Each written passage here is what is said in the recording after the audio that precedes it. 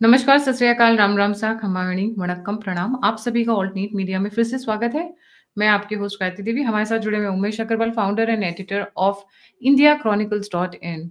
Major development, big development has come when it comes to India US face off. Trade tariff से कहीं आगे बात बढ़ गई, स्वाभिमान की बात हो गई, इज्जत की बात हो गई, हमारे किसानों की बात हो गई है। अब इसमें एक नई एंट्री हुई है and that is very interesting. This is the first time Israel ने एंट्री मारी है इंडिया यूएस के बीच में। इंडिया सॉरी यूएस और इजराइल के बीच में कुछ अंदर खट्टा खट्टा हो रहा है। खट्टा खट्टा in the sense Israel and US are not on same terms on many issues. Their interrelations have taken a hit. कुछ गड़बड़ चल रहा है। Umesh ji, very warm welcome on the show. The platform is yours ji. जय श्री राम गायत्री जी। आज इजराइल के prime minister Benjamin Netanyahu ने एक ट्वीट किया और उन्होंने बोला कि मैं इंडिया आना चाहता हूँ। फिर उसके बाद मीडिया रिपोर्ट्स आ रही है जिसमें बताया जा रहा है कि बेंजामिन नेतन्याहू बोल रहे हैं कि मैं एक तरह से मध्यस्थता करवा सकता हूँ between Trump and Modi. Modi को मैं बता सकता हूँ कि कैसे ट्रम्प को प्लीज किया जा सकता है इन प्राइवेट। ये एक बहुत ही मतलब जो स्टेटमेंट दिया है, एक तरह से दोस्ती का स्टेटमेंट है। आपको मालूम है कि मोदी और बीबी के बीच में एक टेरिफिक फ्रेंडशिप है। वैसे ही बेंजामिन नेतन्याहू और ट्रम्प के बीच में भी एक फ्रेंडशिप है। इनफैक्ट मोदी और ट्रम्प भी फ्रेंड्स हैं, आज भी हैं। बट अपने देश के इंटरेस्ट के हिसाब से वो आज उन दोनों के बीच में खटाव आ चुकी है। अब इन दोनों को एक साथ लाने का जो काम कर सकते हैं वो बेंजामिन नेतन्याहू कर सकते हैं। और आज उन्होंने 2-3 स्टेटमेंट भी दिए हैं। उन्होंने बोला है कि इज़राइल के वेपन्स ने ऑपरेशन सिंदूर में बहुत हेल्प की है इंडिया की। जैसे इज़राइल का जो बराक मिसाइल डिफेंस सिस्टम है, उनकी मिसाइल्स है। और ये स्टेटमेंट उस समय दिया है जब मुल्ला मुनीर को व्हाइट हाउस में वापस सेकंड टाइम बुलाया गया। तो कहीं न कहीं आप ये देखिए, ऑप्टिक्स बताता है कि बेंजामिन नेतन्याहू खुश नहीं है कि मुल्ला मुनीर को वापस व्हाइट हाउस में बुलाया जा रहा है, उसको वो सम्मान दिया जा रहा है। इसके हिसाब से भारत का वो पुरजोर समर्थन कर रहा है। और एक और एक चीज़ है कि बेंजामिन नेतन्याहू गाज़ा पे पूरा कब्ज़ा करना चाहता है। और 6 महीने पुरानी बात है जब ट्रम्प ने बोला था मैं गाज़ा को बीच फ्रंट प्रॉपर्टी बनाना चाहता हूँ और उनके जो दामाद है, वो इस प्रॉपर्टी को डेवलप करेंगे। तो ये सब समीकरण बन के नज़र आ रहे हैं। ये बात है Gayatri ji. Why do I think कि ये आप जो बोल रहे हैं उससे डिफरेंट न्यूज़ मेरे पास आई हुई है। मेरे को जो न्यूज़ आई थी उसके हिसाब से Netanyahu is not happy with Trump. दोनों के बीच में डिफरेंसेस काफ़ी हैं, बीच में उनके काफ़ी वर्बल डिस्प्यूट्स हुए हैं। उसके बाद में Netanyahu has got closer to PM Modi और उनको पर्सन में ये बताना चाहते हैं कि किस तरीके से ट्रम्प के साथ डील करना है। ट्रम्प हैज़ गॉन टाको। Everybody nose what is the full form of टाको। तो मुझे ये न्यूज़ आ रही है, आप जो बता रहे हैं न्यूज़ वो बहुत अलग है। जी। देखिए, पर्सपेक्टिव का डिफरेंस है। एक चीज़ है कि आधा ग्लास भरा हुआ है, आधा ग्लास खाली है। मेरा ये मानना है कि ट्रम्प के साथ वो इसके लिए दोस्ती करवाना चाहते हैं क्योंकि इंडियन मिडिल ईस्टर्न कॉरिडोर को भी वो एक तरह से रियलिटी बनाना चाहते हैं। इसके लिए बेंजामिन नेतन्याहू भारत आना भी चाहते हैं और एक तरह से मध्यस्थता करना चाहते हैं भारत और यूएस के बीच में, ताकि रिलेशंस नॉर्मलाइज़ हो। और अ, उमेश जी, कहीं ऐसा तो नहीं कि यूएस की लॉबी या फिर बहुत सारे जो लोग हैं जैसे वॉरेन बफेट हैं, टिम कुक हैं, इस तरीके के कई बड़े बिज़नेस टाइकून्स या ट्रिलियनेयर्स ने नेतन्याहू को अप्रोच किया हो इस बात के लिए? बिकॉज़ ट्रम्प और मोदी के बीच में डिफरेंसेस जो आ रहे हैं वो खाई गहरी होती जा रही है। वो पट नहीं रही है। जी। देखिए, अमेरिका के जो बिज़नेस इंटरेस्ट है, वो इंडिया से इंटरवाइन्ड है। आज सुबह एक रिपोर्ट आई थी जिसमें बताया गया कि भारत जो बोइंग का जो पीए टाइप पोसाइडन जो एयरक्राफ्ट है, जो यूज़ होता है सर्वेलेंस के लिए, वो डील कैंसल करने वाला है $3.6 बिलियन की। कहीं न कहीं इसका जो रिपरकशंस है कि और भी रिपोर्ट्स आ रही थी जिसमें बताया जा रहा है कि राजनाथ सिंह जो डिफेंस मिनिस्टर है हमारे, वो अमेरिका नहीं जा रहे हैं। और ये भी रिपोर्ट्स आ रही है जिसमें बताया जा रहा है कि भारत को देख के स्विट्जरलैंड ने भी जो $9.1 बिलियन का जो डील है F-35 का, वो कैंसल कर दिया है। Apart from 9.1 billion additional $6 billion का डिफेंस डील भी उन्होंने कैंसल किया है। टोटल $15 बिलियन है। स्पेन ने $7 बिलियन का F-35 का डील कैंसल कर दिया है। आपकी बात सही है कि वॉरेन बफे ने शायद बोल सकते होंगे कि आप एक तरह से बात करिए ट्रम्प से और एक तरह से मध्यस्थता करने की कोशिश करिए। क्योंकि अमेरिकन कॉर्पोरेशन जो है इंडिया में बहुत इन्वेस्ट कर चुके हैं और अमेरिकन कंपनीज़ की अभी जो ग्रोथ है वो इंडिया के द्वारा ही हो सकती है। आपको ये समझना पड़ेगा कि Bharat is the only country which will grow at the rate of 7% in the world. अब ऐसा बात है कि अमेरिकन कॉर्पोरेशन जो इंडिया में इन्वेस्टेड है, जैसे एप्पल है, एप्पल ने भी कल आपने देखा होगा कि डोनाल्ड ट्रम्प को एक सोने का उन्होंने आईफ़ोन दिया था। तो कहीं न कहीं सब लोग प्लीज़ करना चाहते हैं डोनाल्ड ट्रम्प को। डोनाल्ड के ट्रम्प के आँखों में बात एक ही आदमी कर सकता है, 2 आदमी कर सकते हैं, आइदर बीबी और या मोदी जी। मोदी जी के साथ उनके जो टकराव है, आपने जैसे बोला है, वो बहुत बढ़ चुके हैं। और उसको एक तरह से वापस पटरी पे लाने के लिए तो बेंजामिन नेतन्याहू बीच में कूदे।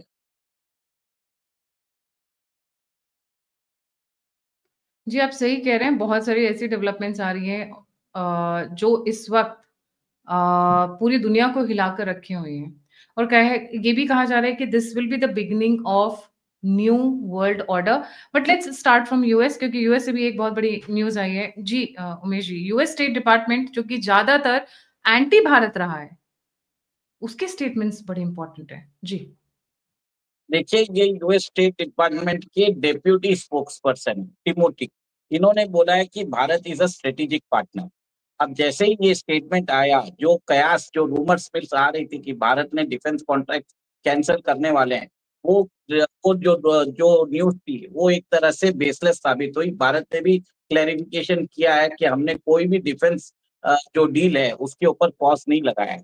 तो कहीं न कहीं आप समझ जाइए कि इससे जो रेप्रोचमेंट जो होता है बात बढ़ने के बदले अब थम सी गई है। अब ट्रम्प को भी समझ में आ गया है कि उधर भी प्रॉब्लम्स चालू हो गए हैं। यूएस के अंदर मीम्स बन रहे हैं जहाँ पे लोग बता रहे हैं कि कैसे कपड़ों के दाम बढ़ चुके हैं, कैसे एसेंशियल आइटम्स के दाम बढ़ रहे हैं। तो कहीं न कहीं बैकलैश भी चालू हो चुका है। जो ट्रम्प के जो ट्रेड एडवाइज़र है लुटनिक, मैंने एक क्लिप देखा था जिसमें वहाँ की सेनेटर है मैडेलिन, वो बोल रही थी कि मुझे बनाना खाने का शौक है और बनाना का दाम ऑलरेडी 8% बढ़ चुका है। तो कहीं न कहीं ये छोटी चीज़ें हैं, ऑप्टिक्स भले ही लगता है, तो कहीं न कहीं उसका इम्पैक्ट बहुत बड़ा होता है। तो ट्रम्प की जो टैरिफ की नीति है, इससे अल्टीमेटली अमेरिकन जनता को फ़र्क पड़ रहा है और वहाँ से लोग जो इन्वेस्टर्स हैं, वो अपना पैसा भी निकाल रहे हैं। आपने बरोबर बताया है कि जिस हिसाब से ऑस्ट्रेलियन प्राइम मिनिस्टर ने भी बोला है कि ट्रम्प का जो प्रपोज़्ड टैरिफ है, जिसमें वो इंडियन फार्मा कंपनीज़ पे 250% टैरिफ लगाने की बात कर रहे हैं, इट इज़ अनजस्टिफाएबल। और उन्होंने ये भी बोला है कि भारत को रिप्लेस करना मुश्किल है। भारत की प्रोडक्शन कैपेसिटी, भारत का जो क्वालिटी है, सब चीज़ में एक तरह से बहुत फ़र्क पड़ने वाला है।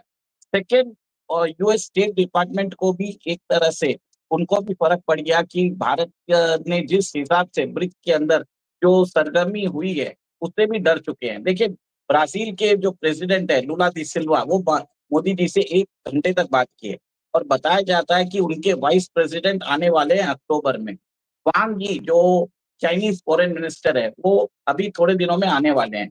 अभी अजीत डोभाल जाके आए हैं और नेक्स्ट वीक एस जयशंकर जाने वाले हैं, followed by the trip from a, चीन टू इंडिया। इसके बाद इंडियन प्राइम मिनिस्टर जाने वाले हैं स्को समिट में चाइना में। तो ये सब जो इतने सारे डिप्लोमैटिक डेवलपमेंट्स हुए हैं, इससे सब लोग डर चुके हैं। पुतिन ने तो बोल ही दिया है कि आप चिंता मत करिए, अगर अमेरिका आपकी दवाई नहीं लेता है, तो मैं सारी दवाई देने को तैयार हूँ। ब्राज़ील देने को तैयार है। देखिए, ब्राज़ील और रूस के बीच में एक चीज़ देखिए कल जो स्टेटमेंट आया, उन्होंने बात की है ट्रेड की, उन्होंने बात की है डिफेंस की, उन्होंने बात की है इंफ्रास्ट्रक्चर की। सब जो ब्रिक्स कंट्रीज़ है साथ में मिलके अब एक तरह से अमेरिका को जवाब देना चाहते हैं। ये तो डोनाल्ड ट्रम्प के कारण आप देख रहे हैं कि डॉलराइज़ेशन जो थम गया था, भारत ने इसको थाम के रखा था, वो अब आगे बढ़ने वाला है। हमारी पेमेंट सिस्टम जो है वो ब्रिक्स की कंट्रीज के साथ एक तरह से वो कॉमन सिस्टम उमेश आने जी वाला है। उमेश जी, मैं बस एक वीडियो दिखाना चाहूँगी एंड आई वुड नॉट मैं अपनी व्यूअर्स को ऐसी मज़ेदार वीडियो से डिनाई नहीं कर सकती हूँ। तो let's just have a look of what is happening in America thanks to the thanks to the Trump की जो बेवकूफ़ियाँ हैं मुझसे। मैं स्टार्ट कर रही हूँ, प्लीज़ एन्जॉय द वीडियो। जी। What's the tariff? Americans, by the way, love bananas. We buy billions of them a year. I love bananas. What's the tariff on bananas? The tariff on bananas would be representative of the countries that produce them. And what's that tariff? Generally 10%. Correct, 10%. Walmart has already increased the cost of bananas by 8%. As countries do deals with But the us, that will cost go is to on the zero. American consumer now and on the businesses with the confusion now. There's no uncertainty. If you build in America and you produce your product in America, there will be no tariff. We can't So the produce concept bananas in of America. building in America and paying no tariff We cannot- is very, very clear. We cannot Fighting for build imports bananas in sucks. America. Banana Republic looks like US has become a banana republic. जी Umesh ji state department से move करते हुए आप Australia की तरफ आए थे, Kuwait की तरफ, प्लीज कंटिन्यू। देखिए, मैं इसी वीडियो की बात कर रहा था। उसमें ये जो कांग्रेस वुमेन है, मैडेलिन नाम है इनका, ये यूएस के जो ट्रेड रिप्रेजेंटेटिव है लुटविक, जो डोनाल्ड ट्रंप के बहुत खास माने जाते हैं, उनको ग्रिल कर रही है। ऐसे बहुत सारे मीम्स, वीडियोस जो है टिकटॉक में, इंस्टाग्राम में आ रहे हैं कि ट्रेड और टैरिफ के कारण अमेरिकन कंज्यूमर्स को बेसिक एसेंशियल आइटम्स पे बहुत सारा जो प्राइस इंक्रीज है वो उसका भी वो एक पूरा लेखा-जोखा दे रहे हैं। अब गायत्री जी, ऐसा है कि हमें भारत के प्रधानमंत्री ने, मोदी जी ने जिस हिसाब से अपनी रणनीति खेली है, उन्होंने कोई बयान नहीं दिया, उन्होंने रणनीति द्वारा इसका जवाब दिया और आज पूरा विश्व भारत के साथ खड़ा है। अब देखिए, अमेरिका के अंदर जो उनके इकोनॉमिस्ट है जेफरी सैक्स, वो भी बोल रहे हैं कि आप अमेरिका की दादागिरी के सामने झुकिएगा मत। भारत के प्रधानमंत्री ने बोल दिया है कि हम कॉम्प्रोमाइज़ नहीं करेंगे हमारे फार्मर्स और हमारे मछुआरे के इंटरेस्ट के। तो कहीं न कहीं अब विश्व भर में एक बात हो रही है कि अगर ये चीज़ भारत के साथ हो सकता है, तो उनके साथ भी हो सकता है। भारत ने एक तरह से फाउंडिंग मेंबर्स है क्वाड के, उन्होंने ये भी बोल दिया कि हम क्वाड के समिट में इंटरेस्टेड नहीं है। भारत अपने हिसाब से वो जापान के साथ डील कर रहा है। भारत ने फिलीपाइंस के साथ अभी डील की है जिसमें एडिशनल 9 बैटरीज़ ऑफ ब्रह्मोस देने वाले हैं और भारत ने यहाँ तक है कि ऑस्ट्रेलिया के साथ भी वो अपने हिसाब से डील कर रहे हैं। ये देखिए, अमेरिकन जो बिलियनर्स है जैसे सैम ऑल्टमैन है, कहीं-कहीं उन्होंने भी स्टेटमेंट्स देके के बोल दिया है कि Bharat is a very important market for them और इन्होंने ये भी बताया है कि भारत के द्वारा जो अमेरिकन टेक कंपनीज़ जो भारत में सर्विसेज़ देती है, उसमें वो करोड़ों डॉलर्स कमाती है। तो जो ट्रम्प बताते हैं कि गुड्स के द्वारा हमारा जो $40 बिलियन का जो ट्रेड सरप्लस है, वो एक्चुअल में भारत का डेफ़िसिट है। अगर हम सर्विसेज़ का अगर वो कंपोनेंट इंक्रीज़ कर दें, तो भारत नेट डेफ़िसिट है। और भारत ने कल एक तरह से ट्रम्प को एक्सपोज़ भी कर दिया जब उन्होंने उनको बता दिया कि यूएस खुद रशिया से यूरेनियम ओर्स लेता है, वो उनके पैलेडियम लेता फर्टिलाइजर। है और फर्टिलाइज़र ले रहा है। तो वो सब के ऊपर ट्रम्प ने बोल दिया मुझे इसकी कोई जानकारी नहीं है। ट्रम्प ने यहाँ तक बोल दिया कि हम पहले टैरिफ के ऊपर रैशनलाइज़ेशन करेंगे, फिर हम ट्रेड की बात करेंगे। ये स्टेटमेंट के बाद एक तरह से अमेरिका में बहुत प्रॉब्लम्स चालू हो गए। वहाँ के डेमोक्रेट्स ने भी बोलना चालू कर दिया। निक्की हेली ने बोलना चालू कर दिया, जो चाइना जी, रशिया उमेश से जी, ये तो सारे लीडर्स हो गए, बट सब बहुत इंपॉर्टेंट स्टेटमेंट आता है नेटो एडवाइजर की तरफ से। That is something to note of. जी। देखिए, नेटो एडवाइजर ने भी बोल दिया है कि ट्रम्प के कारण इंडिया और चाइना साथ में आ चुके हैं और ट्रम्प तो नोबेल पीस प्राइज़ माँग ही रहे हैं, तो कहीं न कहीं मेरे ख्याल से नेटो कल उनको नोबेल पीस प्राइज़ के लिए भी नॉमिनेट कर सकता है। उन्होंने तो एक तरह से ट्रम्प की खिलाफत की है, ट्रम्प के खिलाफ बोला है कि आपके कारण भारत और चाइना एक साथ आ रहे हैं, क्वाड का कोई अस्तित्व नहीं रह गया है और इसके द्वारा रशिया ही स्ट्रॉन्ग हो रहा है और यूक्रेन के अंदर जो वॉर चल रहा है, इससे यूरोप वीकन हो रहा है। तो कहीं न कहीं यूरोप के अंदर भी बातचीत चालू हो चुकी है। अब ये देखिए कि भारत के प्रधानमंत्री को मालूम था कि ये सब प्रॉब्लम्स क्रिएट हो सकता है। इसके लिए आप देखिए जून और जुलाई में उन्होंने बहुत सारे ट्रिप्स किए, जबकि G7 की कंट्रीज में गए थे तब वो तब आपको ध्यान होगा वो साइप्रस जाके आए थे, क्रोएशिया जाके आए थे। उसके बाद अभी ब्रिक्स समिट में भी वो 2-3 कंट्रीज जाके आए थे, जैसे घाना है, नामीबिया है, उनके साथ भी उन्होंने डील की है। वॉरेन बफेट जो लेजेंडरी इन्वेस्टर है, उन्होंने भी बोल दिया कि टैरिफ वॉर के कारण अमेरिका रिसेशन में जा सकता है। और इससे बड़ी बात आप ये देखिए कि इलॉन मस्क ने खुद बोल दिया कि थर्ड क्वार्टर में अमेरिका रिसेशन में चले जाएगा। हम जो ट्रिलियन डॉलर का मार्केट कैपिटलाइजेशन जो एवरी डे उनकी स्टॉक मार्केट गिर रही है, उससे भी बहुत फर्क पड़ता है। ब्रह्मचलानी जो एक तरह से नोटेड डिफेंस एक्सपर्ट है, उन्होंने क्वाड के बारे में बोल दिया। जो इतनी सारी ट्रीटीज जो हमने 2 दशक के बाद हमने की थी, अब एक तरह से अमेरिकन इंडियन रिलेशंस के अंदर एक बहुत बड़ा लो आ चुका है। ये एक 1971 के बाद सबसे बड़ा लो है, ये मेरा मानना है।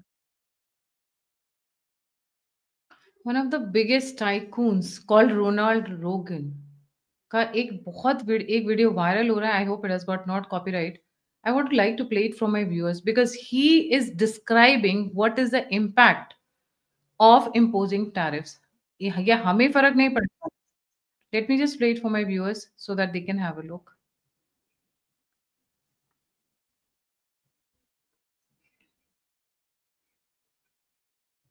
First, when someone says, let's impose tariffs on foreign imports, it looks like they're doing the patriotic thing by. Just one second. I think I made a mistake.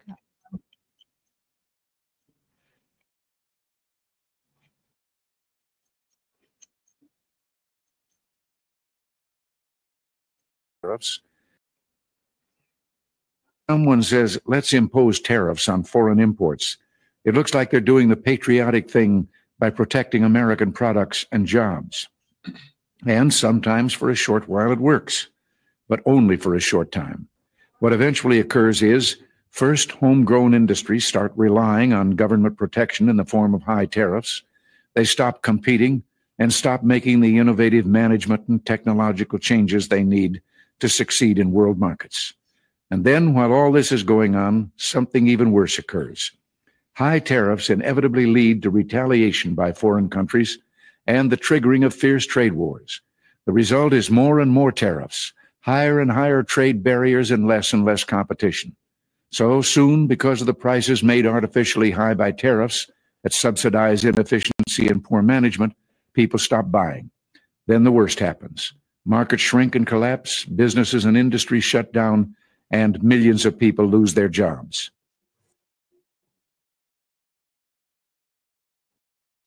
Ji Umesh ji, he's just in few words, in 1 minute, he has laid out everything जो Trump कर रहे हैं and how it's going to hit back America. जी. जो American economy है, उसके अंदर जो dollar में ट्रेड हो रहा था, ट्रम्प उसी को खत्म कर रहे हैं। सबसे पहले बाइडेन ने रशिया के ऊपर सैंक्शंस लगाए, उनके ऊपर 25,000 सैंक्शंस लगाए और आपने देखा है कि कैसे उसके बाद रशियन इकोनॉमी ग्रो कर रही है। इसके बाद सबको समझ जाना चाहिए कि सैंक्शन से कोई फर्क नहीं पड़ता है, ट्रेड कैसे भी अपना रूप ढूंढ लेता है। और गायत्री जी, सेकेंड बात ये है कि मेरा ये मानना है कि भारत की जो इकोनॉमी है वो रेजिलिएंट है, वो अमेरिकन एक्सपोर्ट्स पे डिपेंडेंट नहीं है। और अमेरिका ने भी क्या किया है, जो उनको जो प्रोडक्ट्स चाहिए उसके ऊपर उन्होंने टैरिफ नहीं लगाई। जैसे रशियन क्रूड ऑयल अगर आता है इंडिया में, उसको रिफाइन करके आप अमेरिका भेजते हो, तब उसके ऊपर टैरिफ नहीं है। उन्होंने इलेक्ट्रॉनिक प्रोडक्ट्स पे नहीं किया, अभी तक फार्मास्यूटिकल्स पे नहीं किया। तो जब उनकी जरूरत है उसके ऊपर टैरिफ नहीं लगाया, बाकी बहुत सारे प्रोडक्ट्स पे उन्होंने टैरिफ लगाया। तो कहीं ना कहीं ये जो टैरिफ है ये बूमरैंग करेगा और आप ये देखेंगे कि भारत और चाइना के बीच में मुझे लगता है एक नया स्ट्रेटेजिक FTA एग्रीमेंट भी साइन हो सकता है। वांग यी का भारत आना, इसका भी एक बहुत बड़ी बात है, क्योंकि वांग यी ऐसे ही नहीं जाते हैं। और चाइना में रूमर्स है कि वांग यी शायद शी जिनपिंग को भी सक्सीड कर सकते हैं। तो इतना इम्पोर्टेंस है वांग यी का।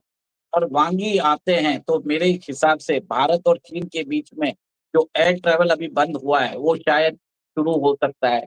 जो चाइना ने बैटरीज के ऊपर जो बैटरीज के ऊपर जो सैंक्शंस लगाए हैं वो लिफ्ट कर सकते हैं।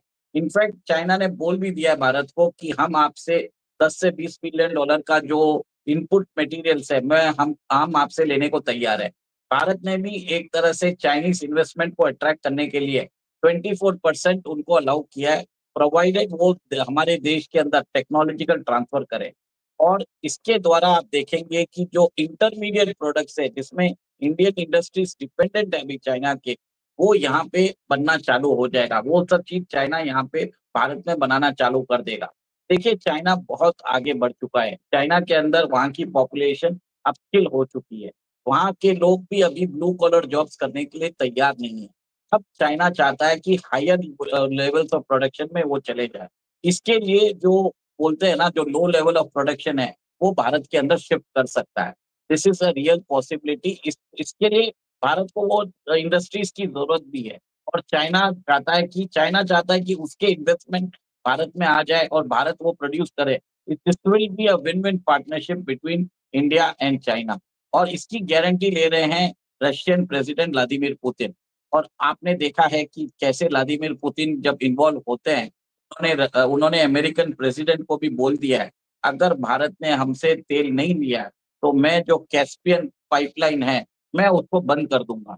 उसके कारण एक दिन में 13 लाख बैरल जो ऑयल होता है वो जाता है कजाकिस्तान से और रशिया से होके वो ब्लैक सी तक जाता है।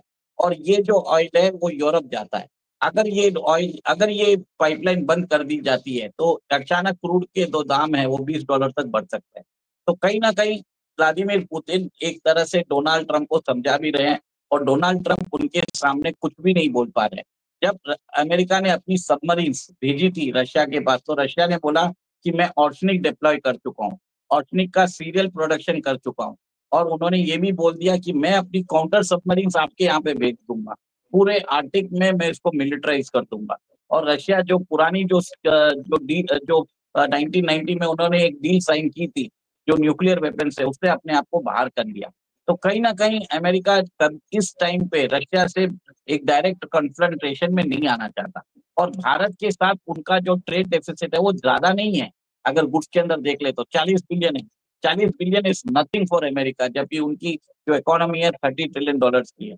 तो इसके लिए एक तरह से ट्रम्प का ईगो मसाजिंग के लिए कोई जरूरी बात नहीं है। लोग उसको समझा रहे हैं और उनको ये भी समझा रहे हैं कि आप भारत से दुश्मनी करके आप अपना अमेरिकन इंटरेस्ट को हार्म मत करिए, आप हमारे इंटरेस्ट को हार्म मत करिए। भारत के कारण विश्व में इन्फ्लेशन बचा हुआ है और यूरोप भी अभी नहीं चाहता कि ऐसा कुछ डिस्टर्बेंस आए जिससे वर्ल्ड के अंदर एनर्जी प्राइसेस बढ़े। तो बहुत कुछ पीछे से हो रहा है। भारत ने डिप्लोमेसी भी अच्छी ऐसी खेली है कि सब लोग चारों खाने अमेरिकन राष्ट्रपति स्थित हो गए हैं।